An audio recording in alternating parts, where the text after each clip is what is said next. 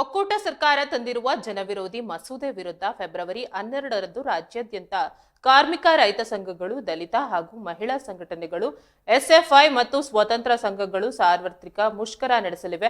ಕರ್ನಾಟಕ ಪ್ರಾಂತ ರೈತ ಸಂಘದ ಜಿಲ್ಲಾ ಸಂಚಾಲಕ ಭರತ್ ರಾಜ್ ಮಳವಳ್ಳಿ ಪಟ್ಟಣದ ಪ್ರವಾಸಿ ಮಂದಿರದಲ್ಲಿ ಸುದ್ದಿಗೋಷ್ಠಿಯಲ್ಲಿ ಮಾತನಾಡಿ, ವಿದ್ಯುತ್ ಶಕ್ತಿಯನ್ನ ಖಾಸಗೀಕರಣ, ಲೇಬರ್ ಕೋಡ್, ನರೇಗಾ ಯೋಜನೆ, ಭೂಸ್ವಾಧೀನ ಕಾಯ್ದೆ, ಜಾನುವಾರು ಸಂರಕ್ಷಣಾ ಕಾಯ್ದೆ, ಬೀಜ ಮಸೂದೆ ಕಾಯ್ದೆ, ವಿಮಾ ತಿದ್ದುಪಡಿ ಕಾಯ್ದೆ ಸೇರಿದಂತೆ ಕೇಂದ್ರ ಸರ್ಕಾರ ತರುತ್ತಿರುವ ದುಡಿಯುವ ಜನರ ವಿರೋಧಿಯಾದ ನೀತಿಗಳನ್ನು ಕರ್ನಾಟಕದಲ್ಲಿ ಜಾರಿಗೊಳಿಸಲು ಹೊರಟಿದೆ ಎಂದು ಹೇಳಿದ್ದಾರೆ.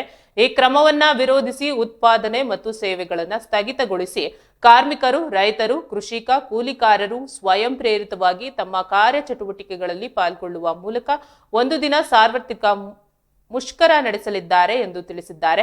ಸುದ್ದಿಗೋಷ್ಠಿಯಲ್ಲಿ ಹಿರಿಯ ಕಾರ್ಮಿಕ ಮುಖಂಡ ಜಿ ರಾಮಕೃಷ್ಣ, ಪ್ರಾಂತ ರೈತ ಸಂಘದ ಅಧ್ಯಕ್ಷ ಲಿಂಗರಾಜು ಮೂರ್ತಿ, ಆನಂದ, ಭರತ್ ರಾಜ್, ಅಂಗನವಾಡಿ ನೌಕರರ ಸಂಘದ ನಾಗಮ್ಮ, ಶಿವಮ್ಮ, ವೆಂಕಟೇಶ್, ಮಲ್ಲಿಕಾರ್ಜುನ ಮತ್ತು ಜನವಾದಿ ಮಹಿಳಾ ಸಂಘಟನೆಯ ಜಯಶೀಲ ಸೇರಿದಂತೆ ಹಲವು ಸಂಘಟನೆಗಳ ಪ್ರತಿನಿಧಿಗಳು ಹಾಜರಿದ್ದರು.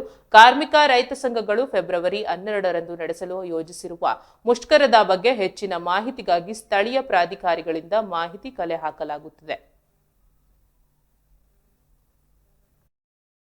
ಕೆಲಸವನ್ನ ಮಾಡಿದೆ. ಅದರ ಭಾಗವಾಗಿ ಹೈನುಗಾರಿಕೆ ಮೇಲೆ ದೊಡ್ಡ ರೀತಿಯಾದಂತಹ ಪರಿಣಾಮ ಬೀರುತ್ತದೆ. ವಸ್ತುಗಳನ್ನು ಮಾತ್ರ ಮಾರಾಟ ಮಾಡ್ತಾ ಇಲ್ಲ, ಅವರಲ್ಲಿ ಕೊತ್ತಂಬರಿ ಸೊಪ್ಪನ್ನು ಸಹ ಮಾರಾಟ ಮಾಡ್ತಾ ಇದ್ದಾರೆ, ತರಕಾರಿ ಸಹ ಮಾರಾಟ ಮಾಡ್ತಾ ಇದ್ದಾರೆ.